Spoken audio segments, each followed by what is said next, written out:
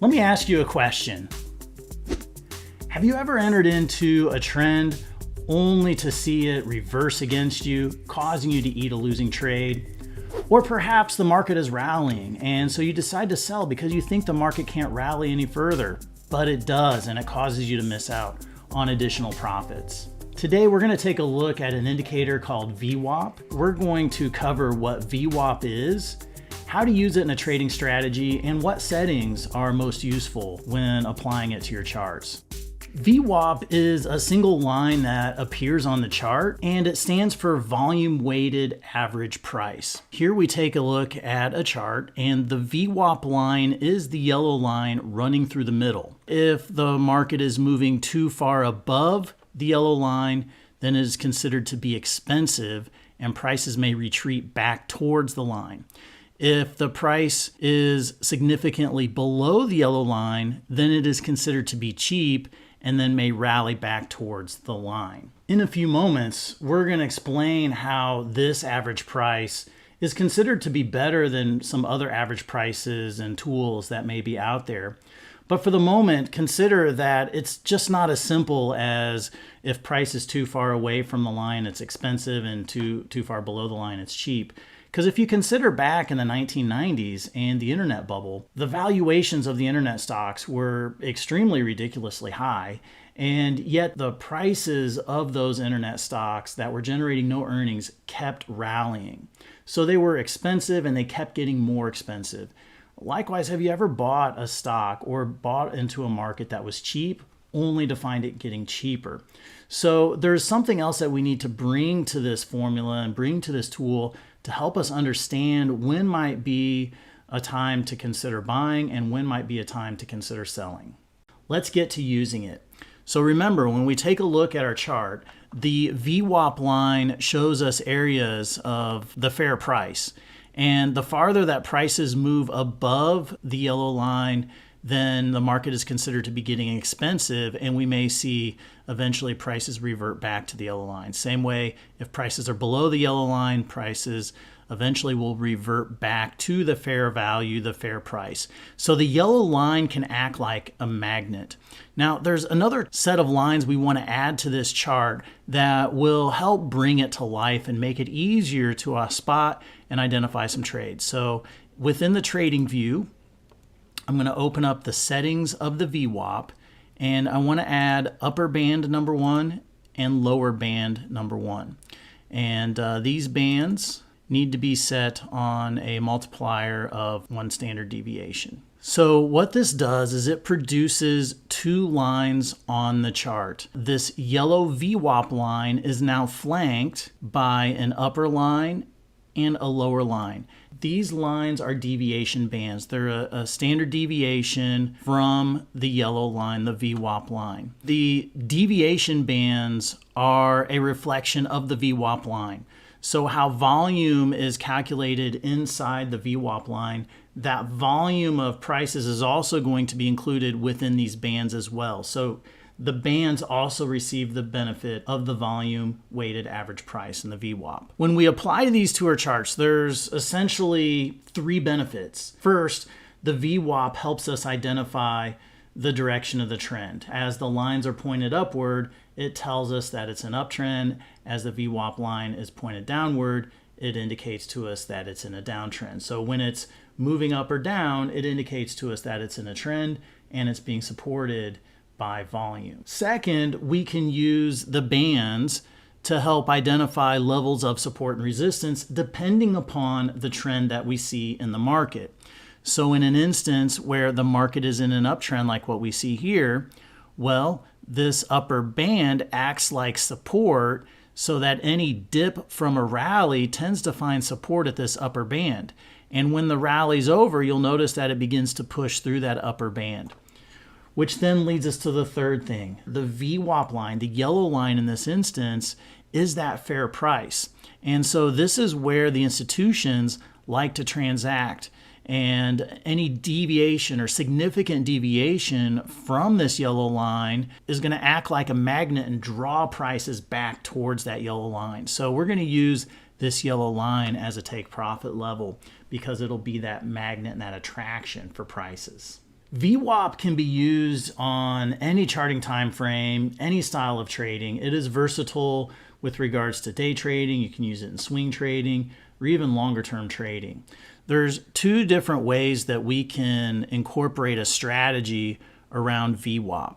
So here we're taking a look at a 1 hour chart, and I've got the VWAP set on a weekly session. What that means is that the anchor period is set to week. So every Sunday afternoon, the slate gets wiped clean and then it starts recalculating the volume again. And so that's why you'll see significant changes or drops or sharp movements within the VWAP line where the bands collapse. The calculation is going out and it's resetting itself. In this case, we're using an anchor period for a week. So every Sunday is when this is going to reset. If you're going to use a daily session, every 24 hours it will reset. If you use a monthly session, the calculation is going to reset every month. So I've got this set on a week session. There's two different ways that we could trade according to this. First is you want to take note of the direction that VWAP is moving. So for example, most of the chart that is on my screen, the VWAP line is moving sideways, and we also have the bands moving sideways as well.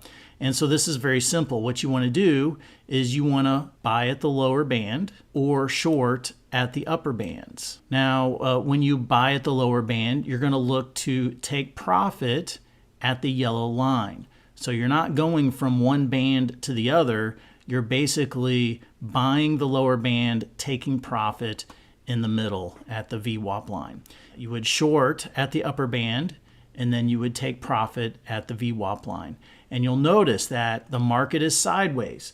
The market is said to consolidate, move range bound and sideways 80% of the time.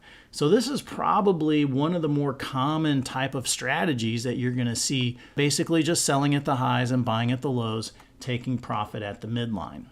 When the VWAP line is moving in a direction, the market is trending, and so therefore the VWAP line is trending as well. In these instances, the upper line is going to act like support for prices, and the lower line is going to act like resistance. So what you would do when you get a directional bias of the VWAP line and of the bands is you would want to buy when it comes back to revisit and retest the upper band. If we take a look here, the market is figuring out what direction that it's wanting to go. It starts to break out higher. So you could use this consolidation back to the band as a means to buy. And then it breaks out further, and then it comes back to the band to consolidate. Now, the trend won't last forever. Eventually it will stop, but you'll know that the trend is over as it starts to pop back inside the band like what we saw here. Now notice it popped back inside the band, went back outside the band, but it never really created another high, never really continued to trend higher. So that's going to be your clue when this trend is ending, and that you might want to start looking for some consolidation trades when it pops back inside the upper band in this instance. So VWAP is so versatile that it could be used on a variety of chart time frames. Let's go out and take a look at the settings real quick and go over what the various time frames are and how you can change them. So first of all, it's the anchor period, which is basically how often the calculation resets. The charts that I've been sharing with you here are on a weekly basis. So what that means is every Sunday, the calculation is going to reset. You're going to see the VWAP drastically change, and you're going to see those bands collapse. You can also change this to a session.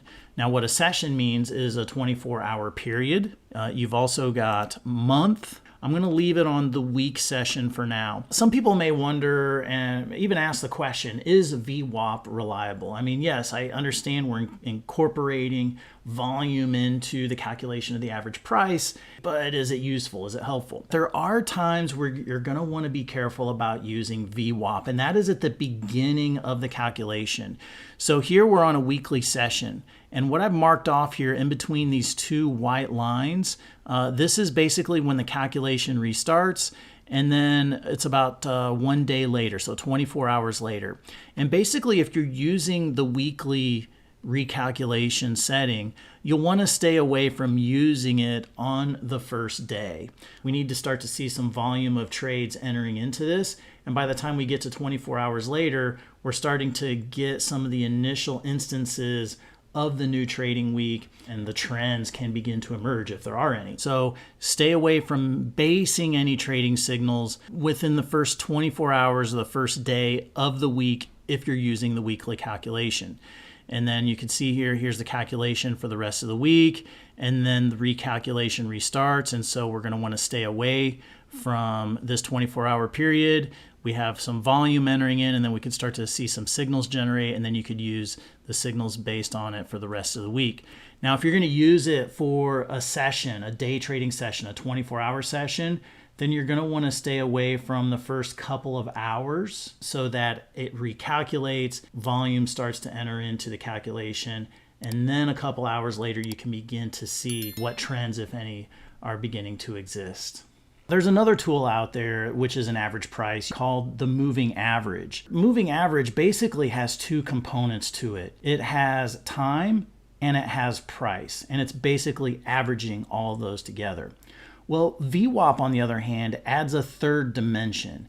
Not only is it time and price, but it's also adding the volume of trades that are being traded during each of those segments. And so the more that the market is rallying on rising volume, well, then that will impact the VWAP. Whereas the standard moving average, the volume does not play a part into the calculation at all. I've got two lines on the chart. The yellow line is the VWAP, and the brown line is a moving average. And you can see coming in here to the left side of the chart, both the moving average and the VWAP line are fairly similar. And this would make sense if there's a sideways trend going on, or really no trend, consolidation, and there's not a lot of volume going into the market, then both the VWAP line and the moving average line are going to be fairly similar to one another. But notice how the VWAP line is essentially moving straight sideways, whereas the moving average line is oscillating up and down a little bit.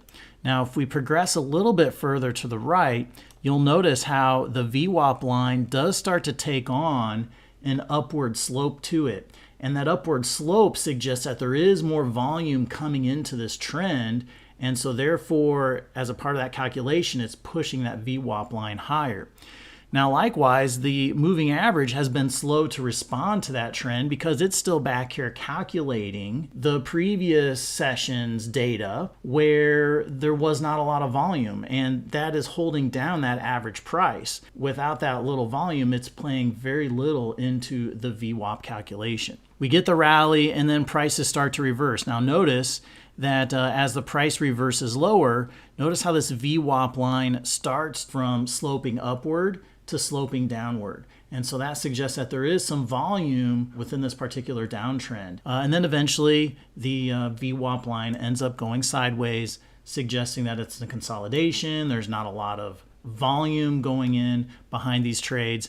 Meanwhile, the moving average continues to oscillate up and down and move sideways. Now on this next little trend higher, again, VWAP, the line begins to work itself higher, slope higher. There was more volume coming into the market. The moving average line is a little slow to respond at first because that moving average is taking into its calculation some of the old bars where there wasn't a lot of volume. That's going to weigh heavier in that moving average. It's going to weigh very little within the VWAP. And so VWAP takes off right away as soon as volume starts to hit the market. Moving average is slower to respond. And then once the market gets up here towards the high, the volume starts to abate and slow down. VWAP levels off, starts to move sideways. Meanwhile, the moving average continues to work itself higher.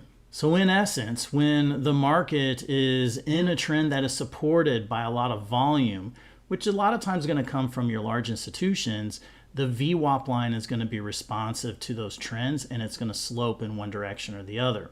But in times where the market is flat and there's not a lot of volume going into it, VWAP is going to move sideways, but your moving average may still oscillate up and down. And so that's the difference you're going to see between the VWAP and the moving average. Some traders may look at the VWAP and the bands associated with it and be like, hey, that looks a lot like Bollinger Bands. Why don't I just add Bollinger Bands to my charts? Well, there are some similarities and there are some major differences between VWAP and Bollinger Bands. So let's go over these similarities and differences right now. Now, if I turn on Bollinger Bands, you'll notice that it is similar. They both have a center line and they're both flanked by outer bands that are a calculation or a derivative of the center line. So any differences that we see in the center line is also going to expand out and affect the bands. So those types of things they have in common, but there are a couple of very important differences. In the case of Bollinger Bands, the center line is a moving average. And we've already gone over what that difference is. A moving average is just an average of price and time. Whereas a VWAP also incorporates volume into that. And so you can then determine if a particular trend is not supported by volume. So that's an important difference. Number one is that center band. The second major difference between Bollinger Bands and VWAP recalculates based on the given time period that you put into it. So again, on my charts, I'm using a weekly recalculation period. The bands and the VWAP are going to continue calculating all week long, and then on Sunday, it's going to restart the calculation over.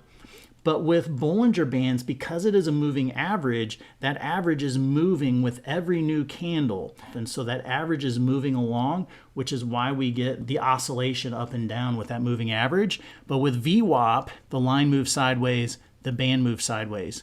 When the market is trending, then the VWAP line will have a directional bias, and also the bands will have a directional bias as well. As you can see, VWAP is a favorite tool amongst institutions because it incorporates volume in addition to calculating price and time. Now, if you found this video useful and helpful, go ahead, give us a like, subscribe to this channel as we produce more videos on other indicators. Feel free to check out our next video as well. And we'll see you in the next video.